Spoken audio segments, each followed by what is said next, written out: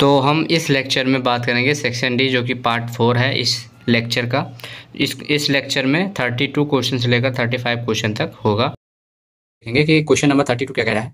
इसमें लिखा है कि Amita buys some book for ₹920 if she had bought 4 more book for the same amount, each book would cost less 24 less.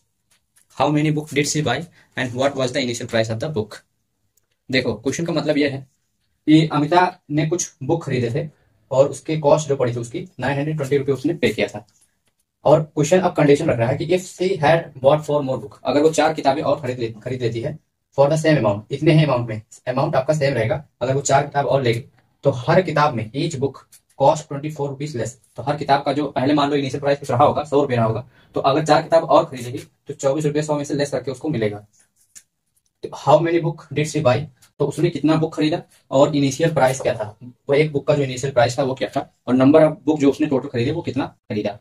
तो जो question पूछता है उसी को हम लेट कर लेते हैं। यहाँ पे 2 चीज पूछी है, नंबर ऑफ बुक पूछा है and initial price of 1 book पूछा है। तो यही 2 चीज हम लेट कर लेते हैं। तो लेट करेंगे कि लेट नंबर ऑफ बुक्स मान लेते हैं कि x, नंबर ऑफ बुक्स कितने मान लिया हमने x, और price of 1 book, price of 1 book वो हम मान लेंगे y। अच्छा, अब मैं बात करूं, मैं कहूं कि आपने 50 रुपए की एक बुक मिलती है आपको और आपने 100 बुक खरीदा, तो उसका जो पैसा होगा वो 5000 होगा। अगर आपने 50 बुक खरीदी और एक बुक का जो है वो 100 रुपया पड़ता है, तो आपको 5000 पे करना पड़ेगा। तो यहाँ पे इसको आप मल्टीप्लाई करें। इसका मतलब इन्होंने कितना पे किया है 920, तो नंबर ऑफ बुक जितना इन्होंने खरीदा है और एक जो बुक है उसकी जो प्राइस है उसको जब मल्टीप्लाई करेंगे तो हमको क्या मिलेगा 920। ये हमारा बन जाएगा फर्स्ट इक्वेशन। फर्स्ट इक्वेशन बन जाएगा। अब जो कंडीशन कह रहा है if she had bought 4 more book, देखो नंबर ऑफ बुक अभी केवल 1 बुक था, लेकिन अब कंडीशन कह रहा है कि 4 बुक और खरीद लेती। तो अकॉर्डिंग टू क्वेश्चन देखो नंबर ऑफ बुक में 4 और बढ़ जाएगा, यानी x + 4 हो जाएगा। अगर वो 4 बुक खरीदती है इसी अमाउंट में, तो जो बुक का कॉस्ट है वो 24 रुपये कम हो जाता है। तो कॉस्ट जो है एक बुक का y थमाना था, तो अब इसमें 24 रुपये लेस हो जाएगा, यानी y - 24 हो जाएगा, और अमाउंट जो रहेगा वो 920 ही रहेगा। सेम अमाउंट, यहाँ पे बोला था सेम अमाउंट। तो ये हमारा सेकंड इक्वेशन बन जाएगा। अब इसको आप सॉल्व करोगे तो ये निकल जाएगा, x और y की वैल्यू निकल जाएगी, तो हमको नंबर ऑफ बुक और number price of the book पता चल जाएगा। तो यहाँ पे x × y xy हो जाएगा, और x × -24x 24 तो 24x हो जाएगा, 4 × y 4y हो जाएगा, और 4 × 24 कितना हो जाएगा -96, और 920 इधर रहेगा। अब इधर देखते हैं, ध्यान से देखना, एक्स वाई की वैल्यू हमको कितना देगा 920, तो एक्स वाई की जगह पे हम 920 रख देंगे, माइनस में 24x प्लस में 4y और माइनस में 96 इज इक्वल टू 920। अभी 920 से कैंसिल आउट हो जाएगा, तो हम हमारे पास क्या बचेगा, साफ साफ बचेगा 4y माइनस में 24x, और ये 96 माइनस में हो जाएगा तो प्लस में 96। अच्छा, यहाँ पे 4 सब में कॉमन हो रहा है, तो 4 कॉमन करके 4 से डिवाइड कर देते हैं सबको। तो यहाँ से 4 से डिवाइड करेंगे तो केवल y बचेगा, ये 4 से डिवाइड करेंगे तो -6 बचेगा, और इसको 4 से डिवाइड करेंगे तो 24 बचेगा। यानी जो हमारा इक्वेशन बना वो हमारा ये बन गया हमारा सेकंड इक्वेशन। इसको इक्वेशन नहीं मानते हैं, ये तो वैसे निकला। तो इक्वेशन जो हमारा बना यहाँ पे y - 6x = 24।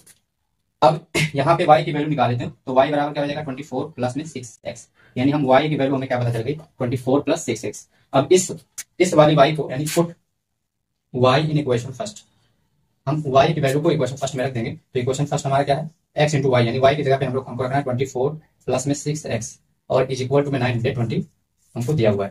तो यहाँ पे मल्टीप्लाई करेंगे तो x × 6x 6x स्क्वायर हो जाएगा, और x × 24 24x हो जाएगा, और ये इधर आएगा माइनस में 920 इज इक्वल 0। अब ये बन गया क्वाड्रेटिक इक्वेशन। अब यहाँ पे देखा जाए तो 2 से 3, यहाँ पे 6 कॉमन हो रहा है ना, 6 से कॉमन कर देते हैं, तो 6 यहाँ इसको डिवाइड करेंगे तो यहाँ बचेगा x² प्लस यहाँ 4 बचेगा, और यहाँ पे 6 3 × 18 और 6 2 × 12 और ये 0, ये बचेगा 320।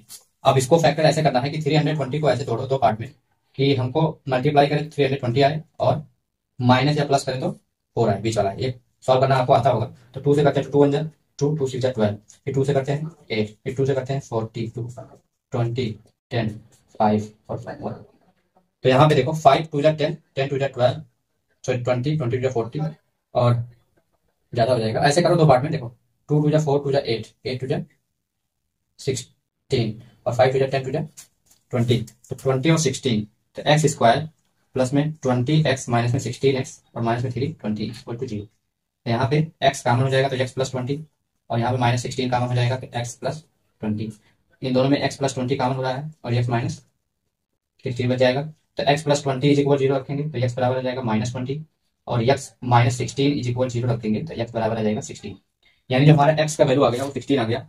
अब इस x की वैल्यू को हम कहाँ पे रख देंगे, y का मान निकाल देंगे। तो y का मान यहाँ पे रख देते हैं, x की वैल्यू को, इस x की वैल्यू को यहाँ पे रख देते हैं। सबसे पहले इतना आप नोट कर लीजिए, इसके बाद हम इसको मिटा देते हैं। अब इस x की वैल्यू को put x in equation second. तो इक्वेशन सेकंड हमारा है y इज इक्वल 24 प्लस में 6x।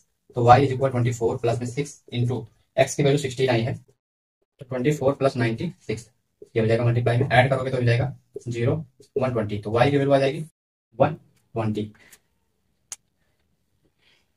तो 120 आ गई और x की वैल्यू कितनी आ गई, 16 आ गई। इसका मतलब जो नंबर ऑफ बुक है वो हमारे कितने हैं, 16 बुक है, और जो हमारा प्राइस है वो कितना है 120। और इन दोनों को मल्टीप्लाई करोगे तो इतना ही आएगा। चाहो तो देखो 120 और मल्टीप्लाई 16, तो 16 0 से 0, 16 2 32 और 16 1 16 और 3 19। तो इस तरह से इन दोनों को मल्टीप्लाई करोगे तो 920 आ जाएगा। तो ये सेटिस्फाई कर रहा है, इसका मतलब ये आंसर एकदम करेक्ट। तो इस तरह से ये क्वेश्चन नंबर 32 जो कि 5 नंबर का 5 मार्क्स का कैरी करेगा। तो ये बहुत ही इंपॉर्टेंट क्वेश्चन है आपके लिए।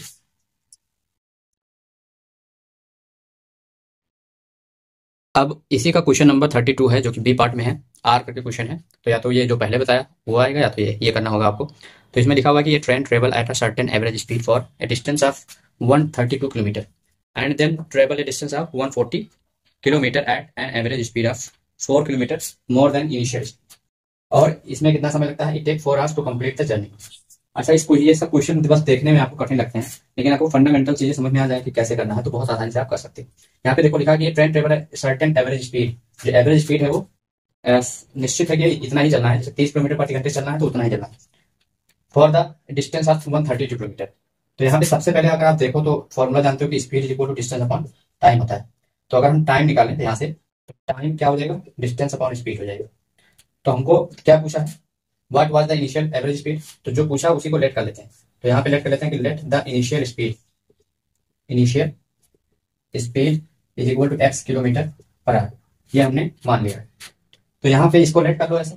अब यहाँ पे ध्यान से देखना, देखो दोनों में समय अलग अलग लगा, दोनों में कितना समय लगा है वो पता करते हैं। तो सबसे पहले वाले डिस्टेंस के लिए t1 मान लेते हैं। t1 समय के लिए जो हमने कितना दूरी चलना है 132 किलोमीटर, जो हमने डिस्टेंस चलना है 132 किलोमीटर चलना है, और एवरेज स्पीड जो हमने मानी है वो कितनी है x। यानी जो हमने 132 किलोमीटर के लिए हमें स्पीड कितना दिया हुआ है, नहीं दिया हुआ है, सर्टेन स्पीड है तो उसको मान लिया हमने x। और दोबारा क्या कह रहा है उसके बाद, and then travel a distance of 140 kilometre and an average speed of 4 kilometre more than the initial speed. अब क्या होगा, जो सेकंड वाला जो टाइम होगा वो डिस्टेंस इतना रहेगा 140, और जो स्पीड होगा उसमें 4 किलोमीटर की रफ्तार बढ़ जाएगी, 4 किलोमीटर प्रति घंटे की रफ्तार से वो बढ़ा के चलेंगे। तो यहाँ पे 140 अपॉन x प्लस 4 हो जाएगा। और उसके बाद क्या कह रहा है कि इफ इट टेक्स 4 आवर्स, अगर ये दोनों डिस्टेंस कवर करने में उनको 4 घंटे का समय लगता है, 4 घंटे का समय लगता है। यानी क्वेश्चन का मतलब यह है कि अकॉर्डिंग टू क्वेश्चन कह रहा है कि दोनों समय को अगर हम मिला दें तो हमें टोटल घंटे जो लगते हैं वो 4 घंटे लगते हैं।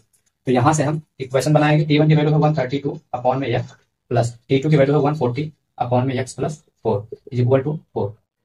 अब इसको हम क्वाड्रेटिक इक्वेशन बनाएंगे, क्रॉस मल्टीप्लाई करेंगे तो क्या होगा 132x इंटू एक्स प्लस 4 और प्लस में 140x, और नीचे क्या हो जाएगा x into x plus 4 is equal to 4 हो जाएगा। इसके बाद देखते हैं कि ये इक्वेशन इस तरह से इसको बनाएंगे। तो मल्टीप्लाई करते हैं यहाँ पे, तो यहाँ पे हो जाएगा 132x प्लस में 4 2 जा 8 और 4 3 जा 12, 4 1 जा 4 एंड 5, 528 हो जाएगा। अब यहाँ पे 140x ऐसे रहेगा और नीचे क्या हो जाएगा x स्क्वायर प्लस में 4x इज इक्वल टू 4 हो जाएगा। इसके बाद इन सारे को उधर ले जाएंगे जो नीचे उधर मल्टीप्लाई होगा।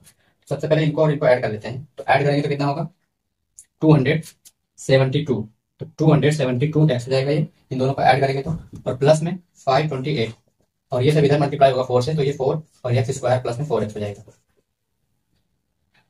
तो यहाँ पे आप देखेंगे तो देखो 272x ऐसे रहेगा प्लस 528 ऐसे रहेगा और 4 इंटू एक्स 4x स्क्वायर हो जाएगा और 4 4 16x हो जाएगा। अब सबको एक तरफ ले जाते हैं, तो देखो इधर सबको उधर ले जाते हैं, इधर 0 रखते हैं। तो ध्यान से देखना सही से, उधर 4x स्क्वायर है और ये 16x है, ये पूरा उधर जाएगा तो कितना होगा 272x हो जाएगा, और ये पूरा उधर जाएगा तो -2 528 हो जाएगा, और इस साइड क्या हो जाएगा 0 यानी 0 हो जाएगा। तो यहाँ पे क्या हो जाएगा 4x स्क्वायर और इसमें से घटेगा तो कितना आ जाएगा माइनस में 12 में से 6 जाएगा 6 और 6 में से जाएगा 5, 256 एक्स आ जाएगा और माइनस में 528 इज इक्वल 0। अब इन सब में देखो तो 4 कॉमन है, तो 4 से इसको डिवाइड कर देते हैं, तो यहाँ पे बचेगा एक्स स्क्वायर माइनस में 6 एंड 4 24 और 64 बचेगा यहाँ पे, और इसको 4 से डिवाइड करेंगे तो कितना बचेगा, 4 1 जा 4, 4 3 जा 12, 4 2 जा 8, 132 बचेगा। अब यहाँ पे देखा जाए तो 32 को ऐसे दो पार्ट में तोड़ो कि हमको माइनस करने पे 64 मिले, तो 66 इंटू 2 होता है 32 और 66 में से 2 माइनस करेंगे तो आ जाएगा 64। तो यहाँ पे इक्वेशन बना लेंगे तो 6x स्क्वायर माइनस में 66x प्लस में 2x, तो माइनस 66 प्लस में 2 कितना होता है माइनस 64, और यहाँ पे माइनस 132 इक्वल 0। तो यहाँ से x कॉमन करेंगे तो x माइनस 66 और यहाँ प्लस 2 कॉमन करेंगे तो x माइनस 66, तो x प्लस 2 ऐसे हो जाएगा और x माइनस 66 ऐसे बराबर 0। तो x प्लस 2 इज इक्वल 0 लेंगे तो x बराबर आ जाएगा माइनस 2 और x माइनस 66 इज इक्वल 0 लेंगे तो x बराबर आ जाएगा 66। तो x की जो वैल्यू आ गई वो कितनी आ गई 66 आ गई। तो इसके बाद इतना नोट कर लो, उसके बाद सॉल्व करते हैं। देखो अब हमको स्पीड, जो इनिशियल स्पीड पूछा था वो कितना आ गया, जो हमारा इनिशियल स्पीड है वो कितना आ गया 66 किलोमीटर पर आवर। जो हमारा इनिशियल स्पीड है कितना आ गया 66 किलोमीटर पर आवर। जो गाड़ी की रफ्तार थी वो 66 किलोमीटर पर आवर थी। उसके बाद क्या बोला, determine the time taken by the train to cover the distance separately, मतलब ये टाइम टेकन पहले वाला कितना, जब 132 किलोमीटर चला था तो कितना समय लगा, और 140 किलोमीटर चला तो कितना समय लगा।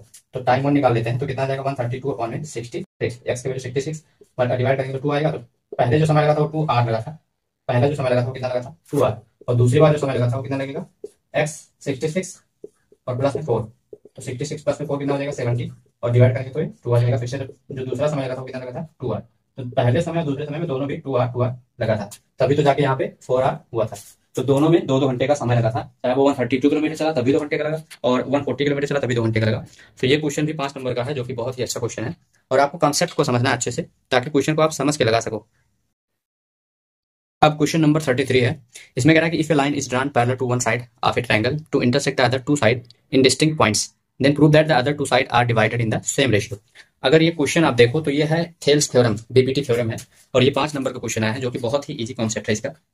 यहाँ पे कह रहा है कि अगर आपको बीपीटी या थेल्स थ्योरम नहीं लिखा है तो ऐसे क्वेश्चन लिख के आएगा, उसका जो थ्योरम पार्ट है वो लिख के आएगा। तो लिखा है कि if a line is drawn parallel to one side of a triangle, कह रहा है एक ट्रायंगल है, एक ट्रायंगल के आपको किसी भी एक साइड एक पैरेलल लाइन ड्रा करनी है।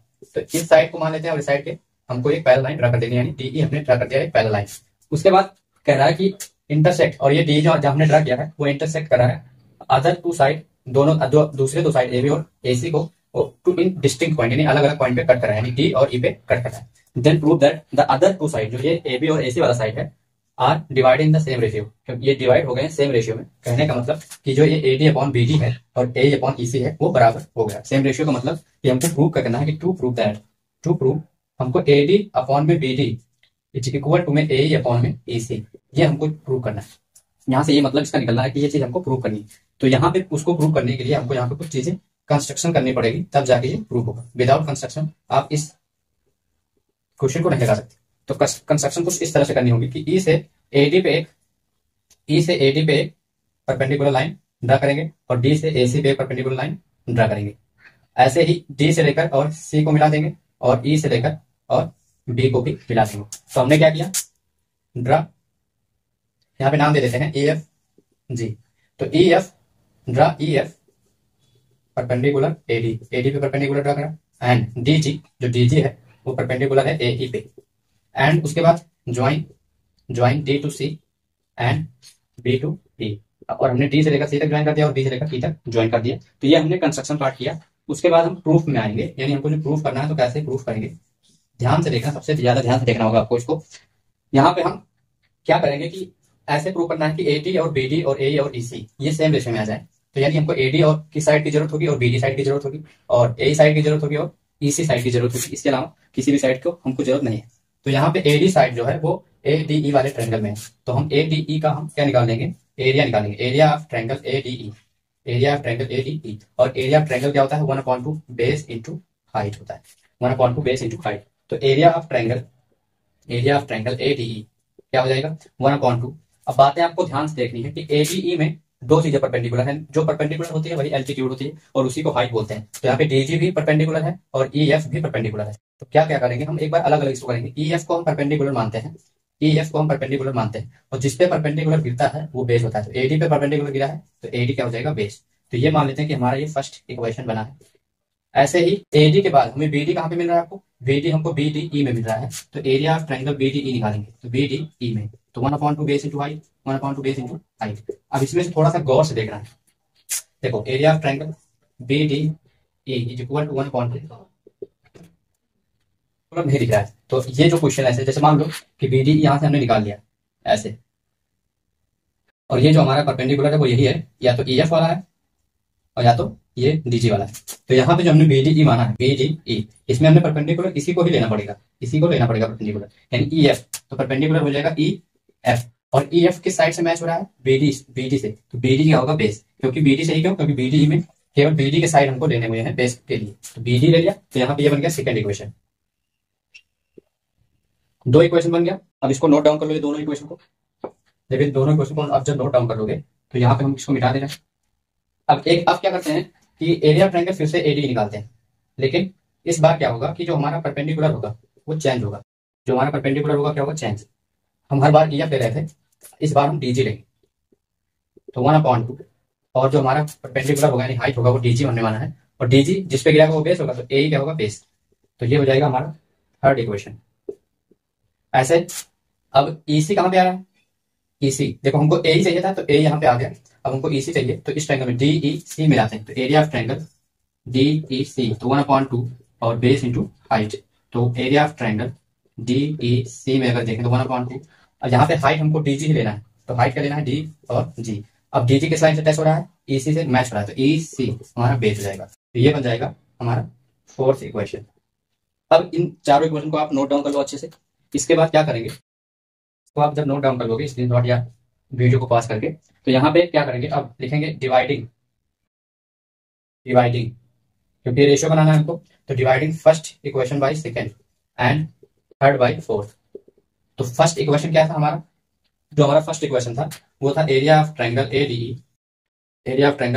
इज इक्वल टू 1/2, और हमारा EF जो था वो था परपेंडिकुलर, और AD था हमारा बेस।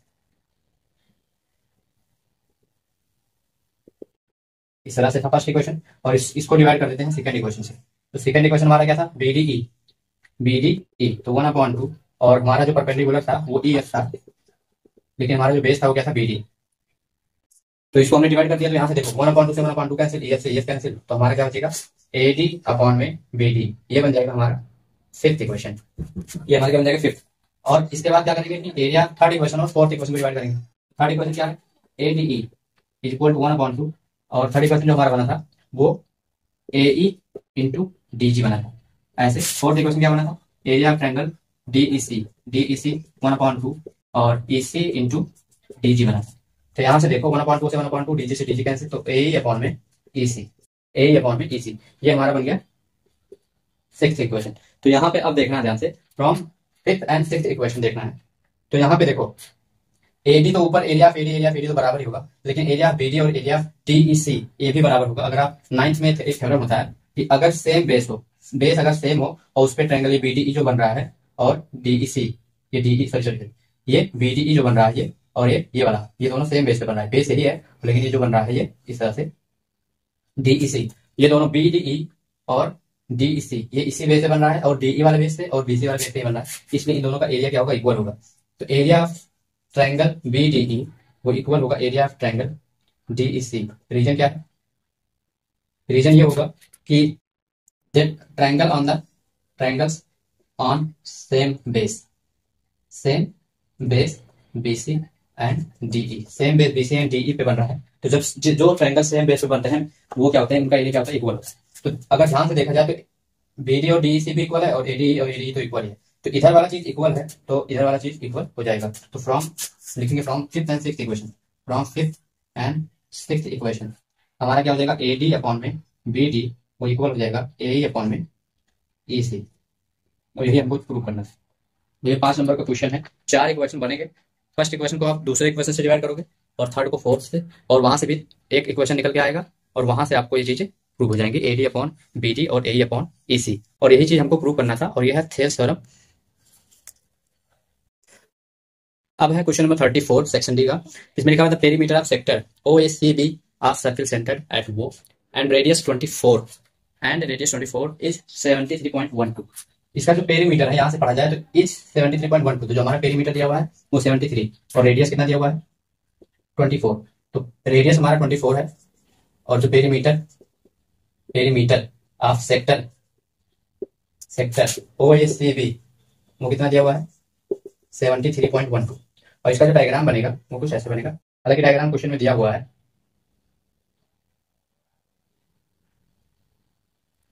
OAB और यहाँ पे C। तो इस तरह से कुछ डायग्राम बना हुआ है। यहाँ पे आपको कह रहा है कि सेक्टर OACB ये पूरा सेक्टर का हमको पेरीमीटर दिया हुआ। तो पेरीमीटर होता क्या है, देखो पेरीमीटर ऊपर का ऊपर का परिमाप। तो OA का फिर CB पूरा क्या है आर्क, तो लेंथ ऑफ आर्क लगेगा, और OB तो OA को ऐड करेंगे OB को ऐड करेंगे और पूरा लेंथ ऑफ आर्क, यानी क्या होगा OA प्लस OB और प्लस में length of arc ACB, length of arc ACB, arc का ऐसे लिखते हैं। और वो कितना दिया हुआ 73.12। अब यहाँ पे OA क्या है रेडियस, OA क्या है रेडियस, और रेडियस कितना दिया हुआ है 24। तो 24 प्लस लेंथ ऑफ आर्क होता है थीटा अपॉन 360 इंटू में पाई आर 2 पाई आर, फॉर्मूला होता है लेंथ ऑफ आर्क का। अगर आप देखोगे तो theta upon 360 into 2 pi r, और ये कितना दिया हुआ 73.12।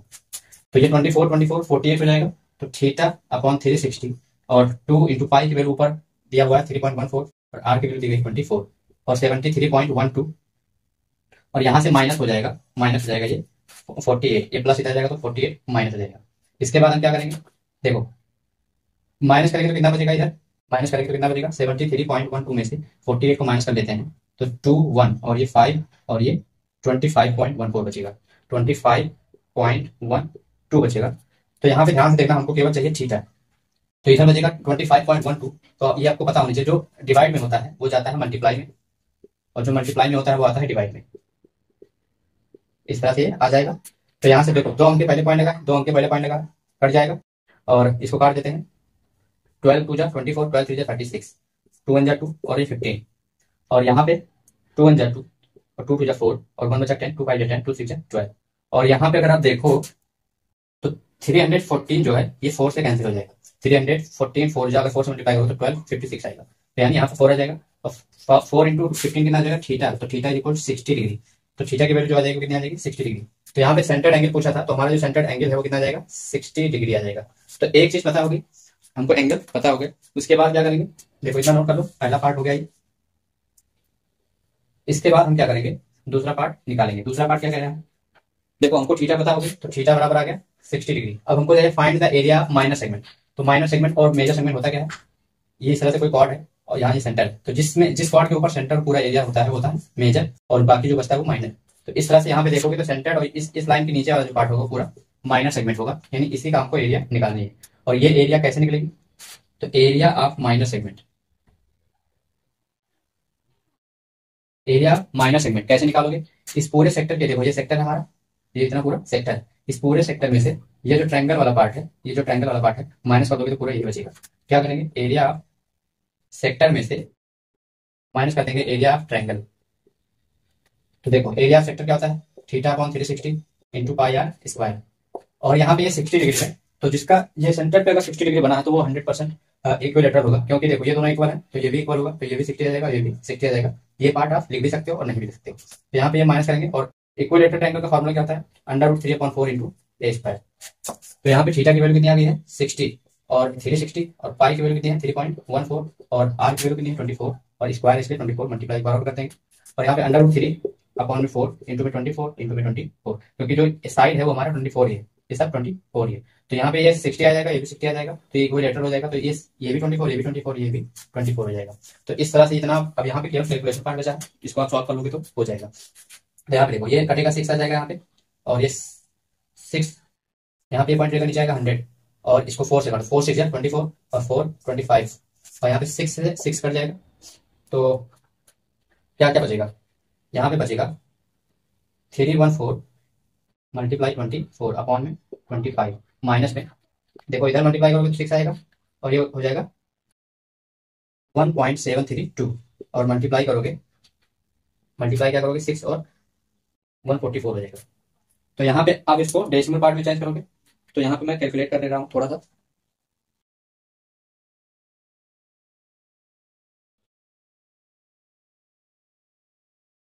तो जब आप इसको सॉल्व करोगे तो यहाँ पे ये डेसिमल में आ जाएगा, और इसको जब मल्टीप्लाई करोगे सॉल्व करोगे तो ये इतना आ जाएगा। माइनस करोगे तो 52.04, ये आपका सेंटीमीटर स्क्वायर, ये आ जाएगा आपका एरिया ऑफ माइनस सेगमेंट। इस तरह से ये क्वेश्चन में लगा सकते हो, क्वेश्चन नंबर 34। इसके बाद क्वेश्चन नंबर 35 करेंगे। अब है क्वेश्चन नंबर 35, इसका ए पार्ट। इसमें लिखा है कि from the top of a 9 metre high building the angle of elevation of the top of the cable tower is 60 degree. यहाँ पे कह रहा है कि एक बिल्डिंग है, यहाँ पे बना दे, एक बिल्डिंग है जिसकी जो ऊंचाई है वो 9 मीटर की है, ये है 9 मीटर, और ये इसके टॉप देखना है from the top of the 9 metre, यानी इस बिल्डिंग के ऊपर टॉप से देखना है एंगल ऑफ एलिवेशन, यानी इसके ऊपर कुछ केबल टावर है, इसके ऊपर वाले पार्ट को जब देखता है ये, तो इसके आंखों से हॉरिजॉन्टल लाइन से एक एंगल जो बनती है वो कितना बनती है 60 डिग्री, और ये हमारा ग्राउंड है। अगर ये 9 मीटर होगा तो ये इतना भी 9 मीटर आपका होगा। इसके बाद कह रहा है and the angle of depression of its foot, किसकी फुट की बात कर रहा है, टावर की। तो यहाँ से इसके फुट को जब देखता है तो जो ये एंगल बनता है वो कितना बनता है 45 डिग्री। तो अगर देखो ये यहाँ पे ये 45 होगा तो ये वाला भी 45 होगा, अल्टरनेट एंगल इक्वल होता है। तो यहाँ पे आपको ये डायग्राम इस तरह से बन गया। फिर उसके बाद क्या है, determine the height of the tower. तो ये हमारा जो है टावर है, टावर बिल्डिंग से बड़ा होता है, और ये हमारा बिल्डिंग। तो बिल्डिंग की तो ऊंचाई पता है, लेकिन टावर की ऊंचाई पूरा हमको नहीं पता है। इतना पता है 9 मीटर, और इतने को मान लेते हैं एच, और ये बेस हमको नहीं पता है, यानी टावर और बिल्डिंग के बीच की जो डिस्टेंस है वो भी नहीं पता है, तो उसको मान लेते हैं एक्स। तो अगर ये इतना एक्स होगा तो ये इतना, ये भी वाला पार्ट क्या होगा एक्स ही होगा। तो यहाँ पे देखते हैं कि triangle A B C D और ई। तो यहाँ पे लिखते हैं इन ट्रायंगल ए बी सी, जब ए बी सी में देखेंगे तो tan 60 आएगा। तो tan 60 इज इक्वल टू क्या होता है, परपेंडिकुलर अपॉन बेस। परपेंडिकुलर है हमारा एच और बेस हमारा है एक्स, और ये tan 60 की वैल्यू होती है √3। तो यहाँ पे देखो क्रॉस मल्टीप्लाई होगा तो एच इज इक्वल टू आ जाएगा x √3। तो ये हमारा बन गया फर्स्ट इक्वेशन। इसके बाद हम कौन सा ट्रायंगल लेंगे, DEC में। DEC में देखेंगे तो इन ट्रायंगल DEC जिसमें है tan 45, tan 45 की वैल्यू यानी परपेंडिकुलर यहाँ पे ये होगा, थीटा जो होती है उसके सामने ही परपेंडिकुलर होता है। तो परपेंडिकुलर है 9 मीटर और बेस कितना है x। तो यहाँ पे tan 45 की वैल्यू 1 होती है, तो 9 अपॉन में x क्रॉस मल्टीप्लाई होगा तो x इक्वल टू 9। तो x की जो वैल्यू आ गई वो कितनी आ गई, 9 आ गई। इसके बाद हम क्या करेंगे कि जो इस h है, ये वाला h, इसको हम इसके बराबर क्या था x √3, और x की वैल्यू क्या आई 9, तो h की वैल्यू क्या हो जाएगी 9 √3, क्या हो जाएगी 9 √3, और x की वैल्यू क्या आई है 9 मीटर। तो distance between tower and building वो क्या हो जाएगा, distance between tower and building वो आ जाएगा 9 मीटर। और हाइट ऑफ टावर कितना आ जाएगा, देखो हाइट ऑफ टावर पूरा ये होगा h + 9 होगा, क्या होगा h + 9, तो h + 9, और h की वैल्यू आई 9 √3, तो 9 √3 + 9, तो यहाँ पे 9 कॉमन हो जाएगा तो आ जाएगा 9 √3 प्लस में 1। तो इस तरह से ये आंसर, यहाँ पे आप √3 की वैल्यू आप पुट करके इसको डेसिमल भी बना सकते हो, नहीं तो ऐसे ही रहने दोगे तब भी आपको मार्क्स मिलेंगे। तो इस तरह से ये क्वेश्चन नंबर 35 हो जाएगा। अब है क्वेश्चन नंबर 35, जो अभी ऊपर करवाया 35A, उसी का आर करके पार्ट है ये। लिखा है इसमें कि as observe from the top of 75 metre high light house. एक लाइट हाउस है जिसकी जो ऊंचाई है वो 75 मीटर है फ्रॉम द सी लेवल। यहाँ से देखा जाए तो इससे ऊंचाई जो है सी लेवल है, इससे जो इसकी ऊंचाई है वो 75 मीटर की है। द एंगल ऑफ डिप्रेशन, तो यहाँ इसके ऊपर मतलब कोई खड़ा हुआ है, तो जो इसकी आंखें होंगी इसके सामने क्या होगी, एक हॉरिजॉन्टल लाइन बनेगी। तो angle of depression of the 2 ship are 30 and 45। तो 2 शिप है, मान लो एक यहाँ पे है और एक इसके जस्ट पीछे है, तो ये जो एंगल बना रहा है ये कितना बना रहा है 30। तो अगर ये देखो ये जेड बन रहा है, तो अगर ये 30 है तो ये भी 30 ही होगा। और उसके बाद जब इसको देखता है तो ये पूरा जो बना रहा है हमारा कितना है 45, तो अगर ये पूरा 45 है तो ये भी 45 होगा, अल्टरनेट एंगल इक्वल होते हैं। तो यहाँ पे नाम दे देते हैं A B C D। इस तरह से ये डायग्राम बन जाएगा। If one ship is exactly behind the other, तो एक दूसरे के पीछे ही है just at the same side light house and the distance between two ship. तो ये दोनों शिप है, इनके बीच की दूरी ज्ञात करनी है। मान लेते हैं कि इनके बीच दूरी क्या है x, और ये मान लेते हैं कि ये y है, लेकिन हमको केवल x ही निकालना है, ध्यान रखना। तो हम देखते हैं इन ट्रायंगल, पहले आते हैं A B C में, ये C पार्ट है A B C। इसमें देखेंगे तो tan 45 लगेगा, तो tan 45 परपेंडिकुलर क्या है, परपेंडिकुलर अपॉन बेस होता है ना, तो tan 45 की वैल्यू 1, परपेंडिकुलर कितना है 75 और बेस कितना है केवल y इधर आएगा तो y इंटू 1, यानी y की वैल्यू क्या हो जाएगी 75 मीटर। तो जो हमारा ये डिस्टेंस हो जाएगा, ये इतना डिस्टेंस हो जाएगा 75। उसके बाद हम आते हैं A B D में। तो in triangle A B D में जब देखेंगे तो A B D में हमारा ये AC वाला पार्ट हटा दो तो tan 30 बचेगा। तो tan 30 is equal to perpendicular upon base, इसका मतलब tan 30 का वैल्यू 1/√3 होता है, और A B D में जो हमारा परपेंडिकुलर है वो 75 ही है, और बेस पूरा BD होगा, और पूरा BD y + x। इसका मतलब क्रॉस मल्टीप्लाई होगा तो x + y is equal to 75 under root 3, 75 under root 3। और हमारा जो वाई वैल्यू आया वो कितना आया है 75।